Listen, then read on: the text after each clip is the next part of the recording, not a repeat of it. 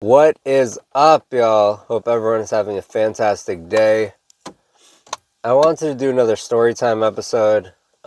This time about what propelled me to get a battery jumper for my car. So basically, this was many years back. I was in DC doing, I think this was Postmates at the time, while they still existed. But anyways, it's going around doing deliveries all day, and I remember at this time, it didn't really dawn on me. I never had a situation where I had a dead battery, right? It just, whatever. I don't know. All the years I've been driving, it just never happened by chance.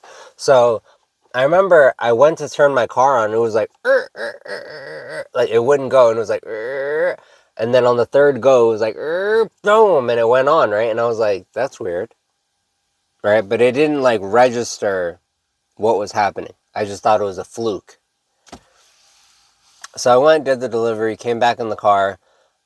Keep in mind, at this time, I would do things like I would leave my headlights on. I would turn the car off, leave my headlights on, go do a delivery, do all that. I wasn't thinking about the battery life at all. It just didn't cross my mind at the time. Probably because I never had a situation with a dead battery. You know what I'm saying? But anyways, so I do all that, came back in the car, tried to turn it on. It was like, same thing, right? But it struggled to turn on. So I drove to the nearest Advanced Auto Parts, right? I drove there, got to the parking lot, turned the car off. Now, I don't know why this thought popped in my mind, but it did. Basically, it was in my mind, it said, try turning your car on again. So I turned it on, it turned right on. Vroom, instantly, no problem, right? So I stopped myself and I said, why walk into the Advanced Auto Parts if there's nothing wrong with your car?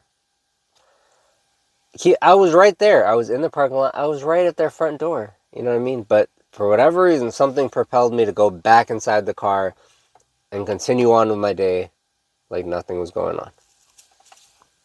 So I do another delivery. This is hours later. Now it's nighttime. It's about 9 p.m. at this point. I do another delivery. I get to the customer's house, park outside, turn my car off, right, which I shouldn't have done because, well, I'll break this down later on. But anyways, I turn my car off, get out, I do the delivery, I go back inside my car, and it won't turn on. The dash doesn't even light up. Nothing lights up. The battery is dead. So, it sucks. Like I said, I never experienced this before. So I called my car insurance. I told them what's going on. They said, we'll come get you a jump. Don't worry. We're on our way. But, it's car insurance. It's going to take at least an hour and a half to 2 hours. And it was so hot, right? So keep in mind, it's 9 p.m. This particular street that this customer lived on had no street lights. So it was dark. It was hot. Okay? And I had to wait. It was probably like an hour and a half, close to 2 hours. Probably more than 2 hours. It felt like forever. So anyways, I'm waiting, right? And I put the car windows down because it's so hot. And just luckily for me, this customer must have lived next to a swamp or something because all these flies started coming into my car and it was like mosquitoes. Like I never seen nothing like that. So obviously, what is the first instinct that you do? You put all 4 windows up, right? To protect yourself from the mosquitoes and whatnot. But then it's kind of like a catch-22 because as soon as I put all 4 windows up, the heat, it was so immense. It was so hot. I couldn't stand it. So it was like a ricocheting back and forth every 5 minutes between, it's so hot, to God, I'm getting bit up all over myself. It's so hot. Oh my God, these mosquitoes are killing me. Back and forth. Basically a nightmare. So the car guy comes up. He comes in a huge tow truck. I'm talking about gigantic. Like one of those tow truck, the trailers that can carry like 4 cars in the back. That's what he pulled up in. So he gets out the car. He has this like jumper, this little jumper like this. Puts it on my car. Boom, boom. Vroom, starts right up. He says, make sure keep your engine running for 30 minutes. That'll recharge your battery. Have a great night. Boom. I waited 2 hours, got bit up by mosquitoes in this dark ass neighborhood where any dangerous thing could have happened, just for him to pop out with a little jump box like that. Anyway, suffice to say, on that day, I learned.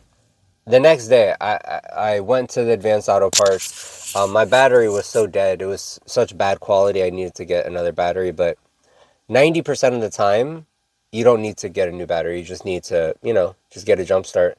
So all of that could have been avoided if all I did was buy a jumper. So like I told y'all last time how I have, the tire jack or whatever in the car, I also have a battery jumper. Let me show y'all.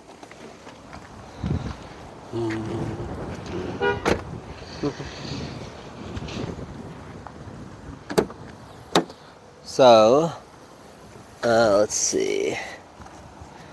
All right, bam. So it's really good. The technology for battery jumpers has upgraded over the years. These things used to be much, much bigger, but they've fixed them over the years. So you just pop it in, bam, look how small it is. Bam. Got the little things there, and there you go. Simple. Okay? And that's a necessity.